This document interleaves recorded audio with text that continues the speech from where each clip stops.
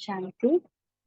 तो देह अभिमान का ही आज सुबह में भी ऑनलाइन चला था और परसों भी चला था और बाबा भी बाहर संडे को मिले में भी देह अभिमान की बात कर रहे थे कि मैंपन त्याग हो। और आज भी क्या किसी की बात बुरी लग जाती है तो आज भी जैसे बाबा ने वरदान दिया कि सबको अपना परिवार समझो, भले कोई गाली दे तो गाली में हम फीलिंग में आ जाते हैं, तो वो फिर क्या है, देह अभिमान में आ जाते हैं। तो इसलिए पापा और कह रहे हैं त्याग और भाग्य। अपने को त्याग तपस्वी में समझते हो? सबसे बड़े से बड़ा मेहनत का त्याग कौन सा है?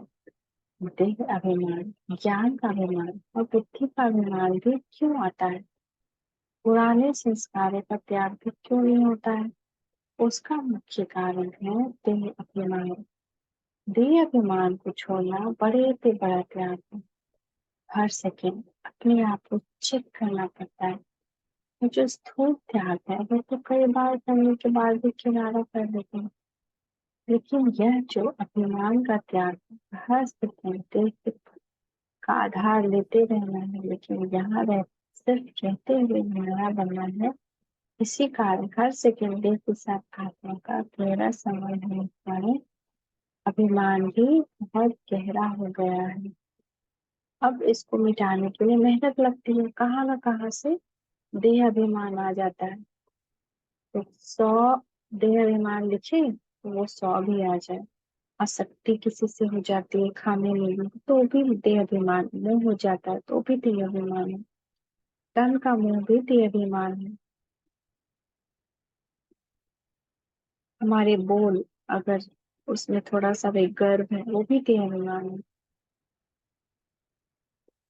इस देह में ये देह मेरा है ये भी देह अभिमान है।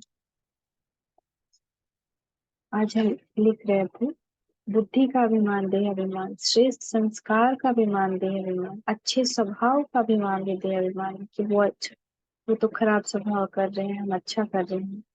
अपनी विशेषताओं का अभिमान भी देह अभिमान, कोई विशेष कला का अभिमान, सेवा की सफलता का अभिमान, अपकारी पर उपकार करने का अभिमान, सम्मान का अभिमान, मेरपन मेरापन, तो कितना सारा देह अभिमान होता है। तो ये सब है ना, इसको मिटाने में अब मेहनत लगती है क्योंकि कई जन्म से ये पक्का हो गया है। तो बाबा कह रहे हैं अपने आप से पूछो कि सब प्रकार का त्याग किया है, क्योंकि जितना त्याग करेंगे उतना ही भाग्य प्राप्त करेंगे। वर्तमान समय में व भविष्य में भी ऐसे नहीं समझना कि संगम युग में सिर्फ त्याग कर भविष्य में भाग्य लेना, ऐसा नहीं। तो अभी जो है ना, भगवान कहते हैं कि सब कुछ तुमको मिल जाएगा, जैसे कि दुनिया का ये सारी राजशाही महल ही तुमको मिल जाएगा, क्योंकि राज योगी ही क्या हो गए, एकदम राजा बन जाते हैं। इतना धन संपत्ति सब सुख सुविधा साधन सब कुछ,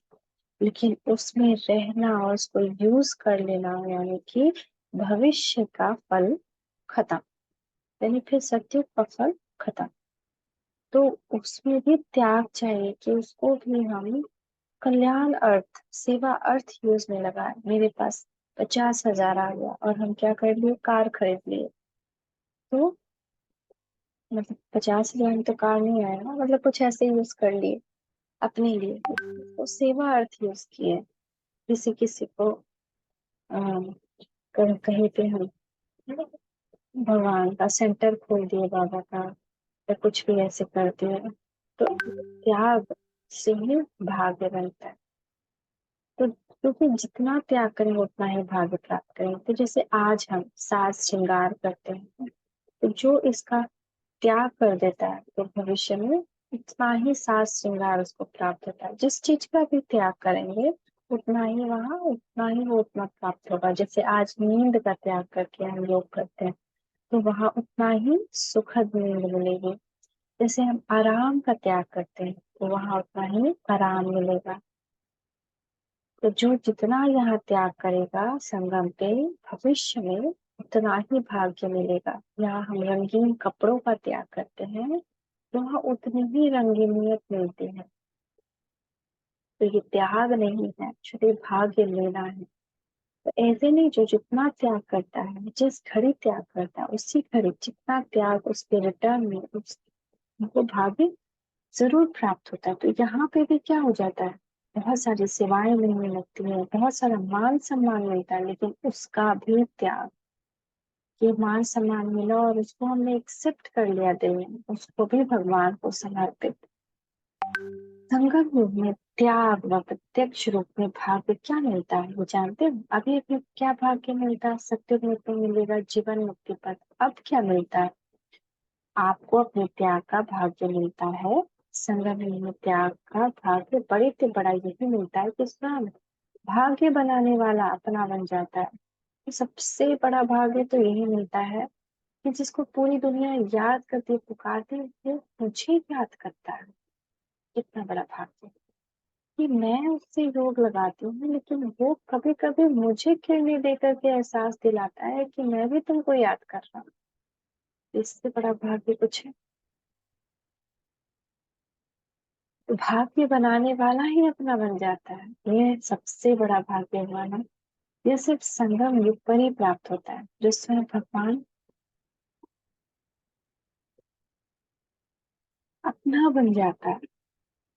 अगर त्याग नहीं तो बाप भी अपना नहीं। देह का भान है, तो क्या बात याद है? बाप के समीप संबंध का नहीं होता है जब देह भान का त्याग करते। देह भान का त्याग करने से ही देही अभिमानी बनने से पहली प्राप्ति क्या होती?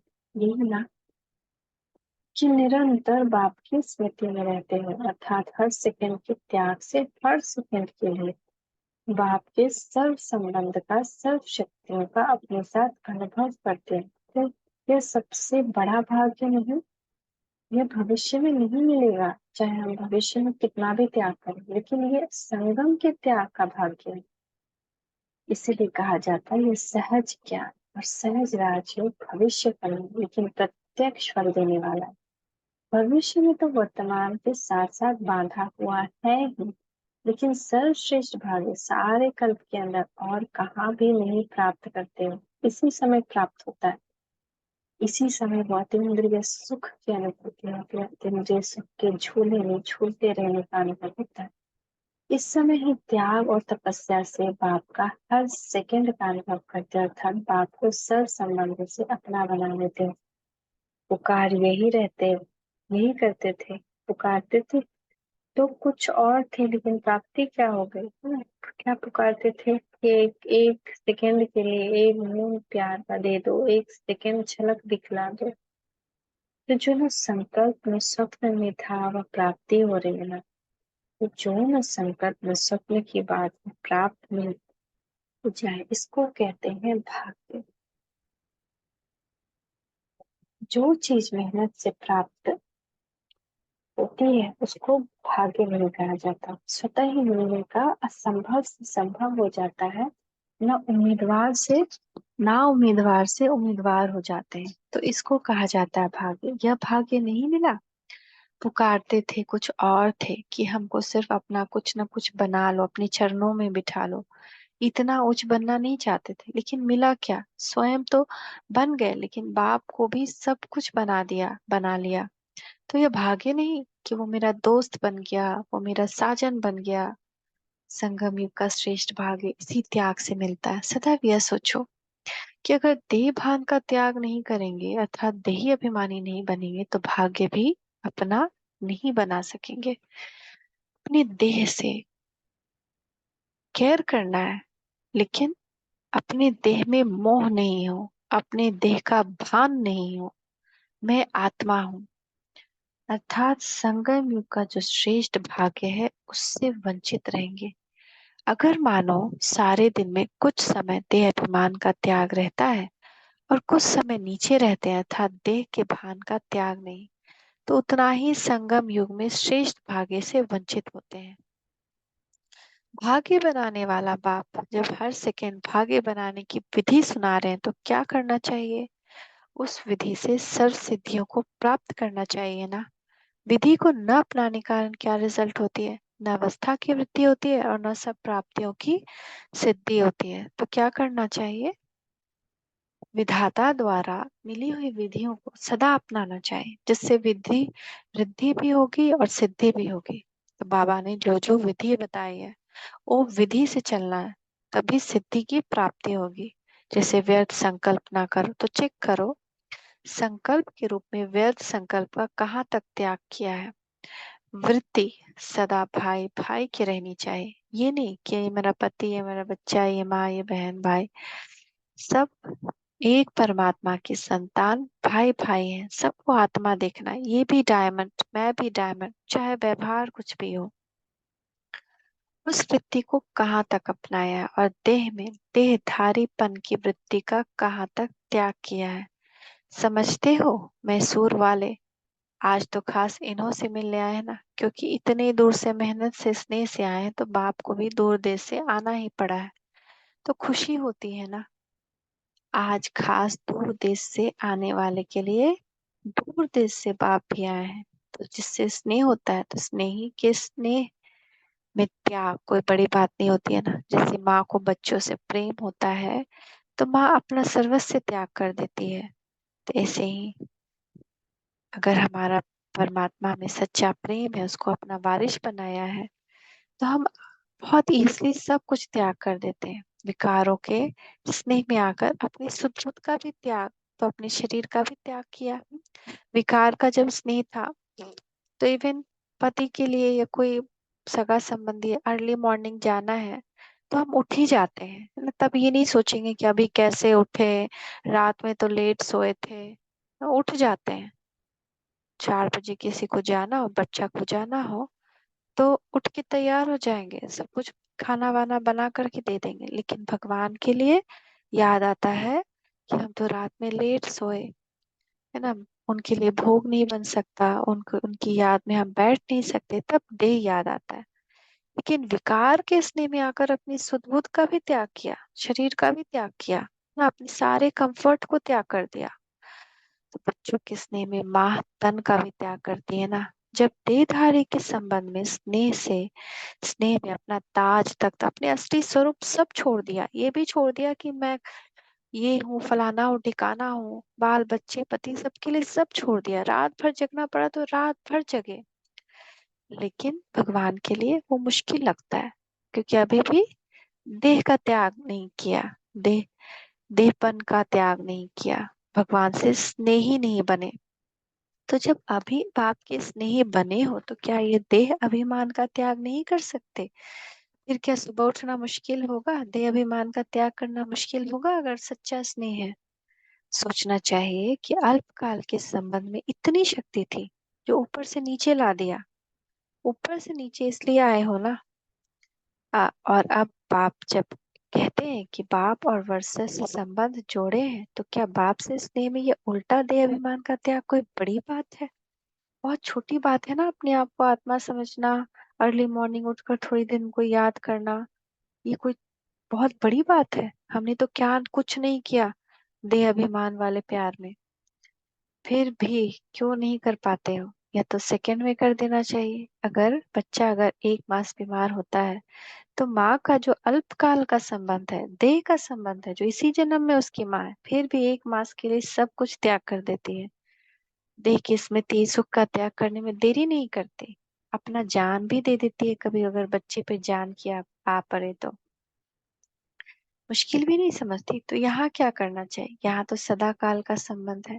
परमात्मा तो 5,000 वर्ष के लिए हमारा बाप है ना, हर एक सदैव है, उससे हमारा संबंध चेंज नहीं होता है। हम भूल भले जाते हैं, लेकिन वो तो है, था और रहेगा। तो यहाँ तो सदा काल का संबंध है और सर्व संबंध है, सर्व प्राप्ति का भी संबंध है। तो वहां तो लॉस होता है, यहाँ तो गेन है। तो यहाँ 1 सेकंड भी त्याग करने में देरी नहीं करनी चाहिए। लेकिन कितने वर्ष लगाया, दिल का भान त्याग करने में कितने वर्ष लगाए, कितने वर्ष हो गए? 36 लगाना चाहिए 1 सेकंड, और लगाया 36 वर्ष। तो उस समय बाबा बोल रहे हैं 36 वर्ष, लेकिन हम लोग कितने टाइम से ज्ञान में आए हैं कि, और कितना टाइम लग रहा है अभी हम लोग को कि हम लोग पूरी तरह से बाबा को समझे और ये करें। और वह जो आधा का देह भान से और विकारों से न्यारे थे, वह आधा कल्प का अभ्यास 1 सेकंड में भूल गए। इसमें टाइम लगा क्या? त्रेता में भी 2 कला कम हो जाती, फिर भी विकारों से परे तो रहते हो ना। सत्युग त्रेता में निर्विकारी तो थे ना, लेकिन जैसे ही द्वापर आता है सब कुछ एक सेकंड में भूल करके हम देह अभिमान में आ जाते हैं। लेकिन अब जब देह अभिमान से देह अभिमानी बनना है तो हमको इतना क्यों टाइम लग रहा है? दो कला कम होने के बाद भी त्रेता में निर्विकारी तो कहेंगे ना, विकारों के आकर्षण से परे थे ना। यह भी आधा कल्प के संस्कार हो गए, तो वह क्यों नहीं स्मृति में जल्दी आते हैं? कि तुम ही थे वो देवता वाली स्मृति क्यों नहीं आती है? आत्मा का असली रूप ही क्या है? आप आत्मा है या असली रूप है, तो हम क्यों नहीं अपने असली रूप में आते हैं? अब आत्मा के निजी असली संस्कार व गुण कौन से हैं? वही है ना जो बाप में है। जो बाप के गुण, ज्ञान का सागर, सुख का सागर, शांति का सागर, वह सागर। पर आप स्वरूप तो हो। तो जो आत्मा के निजी गुण है, शांति स्वरूप तो हो ना। यह तो संग के रंग में परिवर्तन हो आए हो, लेकिन वास्तविक जो आत्मा के स्वरूप का गुण है वह तो बाप के समान है ना। वह भी क्यों नहीं जल्दी स्मृति में आना चाहिए? ऐसे ऐसे अपने से बातें करो, समझा? ऐसे ऐसे अपने से बातें करते करते अथवा अर्थात रूह ध्यान करते करते रूहानियत में स्थित हो जाएंगे। यह भी नहीं सोचो कि द्वापर के पुराने संस्कार है इसलिए यह हो गया, यह नहीं सोचो। इसके बजाय यह सोचो कि मुझ आत्मा के आदि संस्कार और अनादि संस्कार कौन से हैं। सृष्टि में जब आत्माएं आई तो क्या संस्कार थे? दैवी संस्कार थे ना। यह सोचो, आदि में आत्मा के संस्कार और गुण कौन से थे? मध्य को नहीं सोचो, अनादि और आदि संस्कारों को सोचो तो क्या होगा कि मध्य के संस्कार बीच बीच में जो प्रज्वलित होते हैं वह मध्यम हो जाएंगे। मध्यम ढीले को कहा जाता है, कहते हैं ना इसकी चाल मध्यम है। तो मध्य के संस्कार मध्यम हो जाएंगे और जो अनादि और आदि संस्कार है वह प्रत्यक्ष रूप में दिखाई देंगे, समझा? तो सदैव अनादि आदि को ही सोचो। जैसे संकल्प करेंगे वैसे स्मृति रहेगी। ये नहीं कि हम तो ऐसे ही हैं, अपने इस कलयुगी संस्कार के बारे में सोचे नहीं, हम वैसे हैं शांत स्वरूप। और स्मृति रहेगी, जैसी स्मृति रहेगी समृद्धि हर कर्म में आएगी। इसलिए स्मृति को सदा श्रेष्ठ रखो। तो अब क्या करेंगे? अब क्या विधि बता रहे हैं बाबा? इस विधि को अपनाएंगे। सेकंड में त्याग से हर सेकंड की प्राप्ति करते चलो, हर सेकंड के त्याग से। क्योंकि ये संगम युग है जो भाग्य प्राप्त करना है। अभी जो भाग्य बनाना है वह सारे कल्प में भोगना पड़ता है ना। अभी जो हम बनाएंगे वही हमारा सारे कल्प की प्राप्ति है। 5000 वर्ष के लिए है, चाहे श्रेष्ठ बनाए चाहे नीच बनाए। लेकिन ये संगम युग ही है जिसमें भाग्य बना सकते हो, जितना चाहो उतना बना सकते हो, क्योंकि भाग्य बनाने वाला बाप साथ है। फिर वह बाप नहीं रहेगा, न यह प्राप्ति रहेगी। प्राप्ति कराने वाला भी अब है और प्राप्ति भी अब होनी है, अब नहीं तो कभी नहीं। ये स्लोगन स्मृति में रखो। स्लोगन लिखे हुए तो रहते हैं ना, ये समझते हैं कि ये स्लोगन हमारे लिए है। अगर सदैव ये स्मृति रहे कि अब नहीं तो कब नहीं, तो फिर क्या करेंगे? सदैव सोचेंगे जो करना है वो अब कर लें। तो ये सदा ये स्लोगन स्मृति में रखो। अपनी स्थिति को सदा त्याग और सदा भाग्यशाली बनाने के लिए चेकिंग तो करनी है। लेकिन चेकिंग में भी मुख्य चेकिंग कौन सी करनी है, जिस चेकिंग करने से ऑटोमेटिकली चेंज आ जाए? क्या चेकिंग करनी है, उसके लिए क्या स्लोगन है? वह स्लोगन कौन सा है जो बहुत बार सुना है? कम खर्च पाला नशीन। अपने बोल कम खर्च, अपनी संकल्प कम खर्च। अब कम खर्च पाला नशीन कैसे बनना है? वो लोग तो स्थूल धन में कम खर्च वाला नशीन बनने का प्रयत्न करते हैं। लेकिन आप लोगों के लिए संगम युग में कितने प्रकार के खजाने हैं मालूम है? समय खजाना है। तो समय हम कहाँ व्यर्थ गवा रहे हैं? संकल्प खजाना है, हमारा श्वास खजाना है। लेकिन उसके साथ अविनाशी ज्ञान रतन का भी खजाना है, और पांचवा स्थूल खजाने से भी इसका संबंध है। तो ये चेक करो, संकल्प के खजाने में कम खर्च वाला नशीन बने हैं। ज्यादा खर्च नहीं करो, अपने संकल्प के खजाने को व्यर्थ न गवाओ। तो समर्थ और श्रेष्ठ संकल्प होगा। श्रेष्ठ संकल्प से प्राप्ति भी श्रेष्ठ होगी ना। ऐसे ही जो समय का खजाना है संगम युग का है, इस संगम युग के समय को अगर व्यर्थ न खर्च करो तो क्या होगा? एक एक सेकेंड में अनेक जन्मों की कमाई का साधन कर सकेंगे, क्योंकि एक सेकेंड पूरे कल्प के कई वर्षों के बराबर है, 100 वर्ष या ऐसे कुछ। इसीलिए यह समय व्यर्थ नहीं गवाना। ऐसे ही जो श्वास अर्थात हर श्वास में बाप की स्मृति रहे, अगर एक भी श्वास में बाप की याद नहीं तो समझो व्यर्थ गया। श्वास को भी व्यर्थ नहीं गवाना। ऐसे ही ज्ञान का खजाना है, उसमें भी अगर खजाने को संभालने नहीं आता, मिला और भूल गए तो खत्म हो गया ना, तो व्यर्थ चला गया। मनन नहीं किया, उसके ऊपर सोच नहीं चलाई, मगन नहीं हुए, मनन के बाद उस खजाने से जो खुशी प्राप्त होती है, खुशी में स्थित रहने का अभ्यास नहीं किया, तो व्यर्थ चला गया ना। जैसे भोजन किया और हजम करने की शक्ति नहीं तो व्यर्थ चला जाता है, पेट से लूज मोशन जैसा निकल जाता है ना, तो शरीर को ताकत नहीं मिलती है। इसी प्रकार यह ज्ञान की खजाने अपने प्रति व दूसरी आत्माओं को दान देने के प्रति नहीं लगाया तो व्यर्थ गया ना। ऐसे ही है स्थूल धन भी, अगर ईश्वरीय कार्य में, हर आत्मा के कल्याण के कार्य में व अपनी उन्नति कार्य में न लगाकर अन्य को स्थूल कार्य में लगाया तो व्यर्थ लगाया ना। क्योंकि अगर ईश्वरीय कार्य में लगाते हो तो स्थूल धन एक का लाख गुना बनकर प्राप्त होता है, और अगर एक व्यर्थ गवा दिया तो एक व्यर्थ नहीं गवाया लेकिन लाख व्यर्थ गवाया। तो इसी प्रकार जो संगम युग का सर्व खजाना, सर्व खजाने को चेक करो कि कोई भी खजाना व्यर्थ तो नहीं जाता है। तो ऐसे कम खर्च पाला नशीन बने हो या अब तक अलबेले होने के कारण व्यर्थ गवा देते हो। जो अलबेले होते हैं वह व्यर्थ गवाते हैं, जो समझदार होते हैं, नॉलेजफुल होते हैं, सेंसेबल होते हैं, वह एक छोटी सी चीज भी व्यर्थ नहीं गवाते।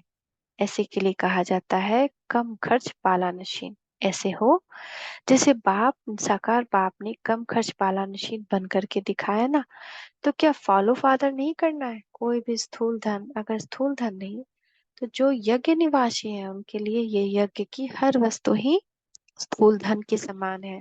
जैसे यज्ञ का खाना, उसको वेस्ट कर दिया। हम, हमारा घर क्या है? यज्ञ है। हम माताएं क्या है? यज्ञ स्थल पर है, सेवाधारी हैं। अगर यज्ञ की कोई भी वस्तु व्यर्थ गवाते हैं तो भी हम खर्च पालानशीन नहीं कहेंगे कि झूठ मूठ का बस 10 प्रकार की वैरायटी बना दी, खाने वाला कोई नहीं, दूसरे दिन फेंका रहा है। जो प्रवृत्ति रहने वाले हैं स्थूल धन से अपना उच्च पद बना सकते हैं, वैसे ही यज्ञ निवासी भी अगर यज्ञ की स्थूल वस्तु कम खर्च वाला नशीन बनकर यूज करते हैं, पानी वेस्ट नहीं करना, बिजली वेस्ट नहीं करना, अपने प्रति व दूसरों के प्रति उनका भी इस हिसाब से भविष्य बहुत ऊंचा बनता है। ऐसे नहीं कि स्थूल धन तो प्रवृत्ति वालों के लिए साधन है, लेकिन यज्ञ निवासियों के लिए यज्ञ की सेवा भी, यज्ञ की वस्तु की इकोनॉमी रूपी धन स्थूल धन से भी ज्यादा कमाई का साधन है। इसीलिए जब यज्ञ की एक भी चीज यथार्थ रूप से लगाते हो, वह संभाल करते हो, व्यर्थ से बचाव करते हो, तो समर्थी आती है भविष्य प्राप्ति के लिए। व्यर्थ से बचाव किया, अपना भविष्य बनाने की तो प्राप्ति हुई ना। इसलिए हर एक को अपने आप को चेक करना है, तो अपने को कम खर्च वाला नशीन कितना बनाया। व्यर्थ से बचो, समर्थ बनो। जहाँ व्यर्थ है वहां समर्थ जरा भी नहीं है, और जहाँ समर्थी है वहां व्यर्थ जावे, यह हो नहीं सकता। अगर खजाना व्यर्थ जाता है तो समर्थी नहीं आ सकती। जैसे देखो, कोई लीकेज होती है तो कितना भी कोशिश करो तो लीकेज के कारण शक्ति भर नहीं सकती। जैसे टायर में लीकेज है तो कितना भी हवा भरो तो हवा निकल जाएगा। तो व्यर्थ भी लीकेज होने के कारण कितना भी पुरुषार्थ करेंगे, कितना भी मेहनत करेंगे, लेकिन शक्तिशाली नहीं बन सकेंगे। व्यर्थ लीकेज है, इस लीकेज को चेक करो। लीकेज को चेक करने के लिए बहुत होशियारी चाहिए। कई बार लीकेज क्या होता है, मिलता नहीं है।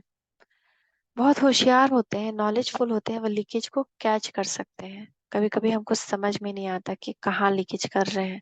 जैसे हमने कहा आदत से, आदत है ना, आदत है तो वो आदत को हम भूल जाते हैं कि इस आदत में लीकेज है। जैसे कॉल करके बात करने की आदत है, तो उसमें हम कुछ व्यर्थ बोल रहे हैं, किसी के बारे में कंप्लेन कर रहे हैं या किसी की बुराई सुन रहे हैं, तो लीकेज है, व्यर्थ, नेगेटिव है। तो हम क्या हो गए, कमजोर हो गए। जितना कम सुबह में जमा किया वो सारा तो लीक हो गया। तो नॉलेजफुल नहीं तो लीकेज को ढूंढते रहते हैं। तो अब नॉलेजफुल बन चेक करो तो व्यर्थ से समर्थ हो जाएंगे। समझा? अच्छा, मैसूर वाले को क्या याद रखेंगे? माताएं सिर्फ याद की यात्रा में रहती है ना, क्योंकि भाषा तो नहीं समझ सकती। यह तो याद रखेंगी ना कम खर्च वाला मशीन। फिर भी भाग्यशाली हो, यह तो समझती हो हमारे हम सारे सृष्टि में हम विशेष आत्माएं हैं। क्या यह समझती हो कि यहाँ हम कई बार आए हैं, या समझती हो पहली बार आए? कोई बंधन नहीं है, तो अपने को भाग्यशाली समझती हो या दुर्भाग्यशाली समझती हो? निर्बंधन हो तो अपना भविष्य ऊंचा बना सकते हो। निर्बंधन माना बंधन में रहते हुए भी हम निर्बंधन फील करें, वो बोझ ना हो हमारे, हम सेवाधारी हैं यहाँ के, ऐसा फीलिंग हो। बोझ ना हो, बंधन ना लगे। आप तो डबले भाग्यशाली हो, एक तो बाप मिला, दूसरा भविष्य बनाने के लिए निर्बंधन बनी हो। और ही खुशी होती है ना। ऐसे तो नहीं, पता नहीं क्या है, दुख तो महसूस नहीं होता, सुख अनुभव करती हो ना। अच्छा हुआ जो निर्बंधन हो गई। ऐसे अपने को भाग्यशाली समझती हो, या कभी कभी दुख भी आता है और कोई साथ होगा तो टक्कर होगा? शिव बाबा अगर साथ है तो टक्कर नहीं होगा। संगम युग में लौकिक सुहाग का त्याग श्रेष्ठ भाग्य की निशानी है ना। मन से हमने लौकिक सुहाग का त्याग किया। आत्मा की प्रवृत्ति में संबंध नहीं है। आत्मा में ये प्रवृत्ति का संबंध नहीं है। आत्मा के संबंध से तो वो दोनों भाई भाई हुए। तो जब ये भावना रख ली तो क्या किया? प्रवृत्ति का त्याग। प्रवृत्ति में संबंध में तो नहीं आती हो। अगर प्रवृत्ति में रह आत्मा के संबंध में रहती हो तो अपना डबले भाग्य बना सकती हो। प्रवृत्ति में रहते देह के संबंध से न्यारी रहती हो, तो प्रवृत्ति में रहते ऐसे भाग्य बना रहे हो। तो ये सबसे बड़ा भाग्य है कि हम प्रवृत्ति में रहते हुए भी कैसे देखें, आत्मिक दृष्टि से देखें कि वो हम सब एक ही परमात्मा के संतान भाई भाई हैं। तो जो इसका भी त्याग करता है वो उसको और ही श्रेष्ठ भाग्य की प्राप्ति होती है। तो ऐसे भाग्य बना रहे हो ना। अच्छा, मीठे मीठे बाप दादा को हम बच्चों का याद प्यार, होली हंसों का याद प्यार। गुड मॉर्निंग बाबा, गुड मॉर्निंग। शुक्रिया बाबा, शुक्रिया। ओम शांति, ओम शांति, ओम शांति।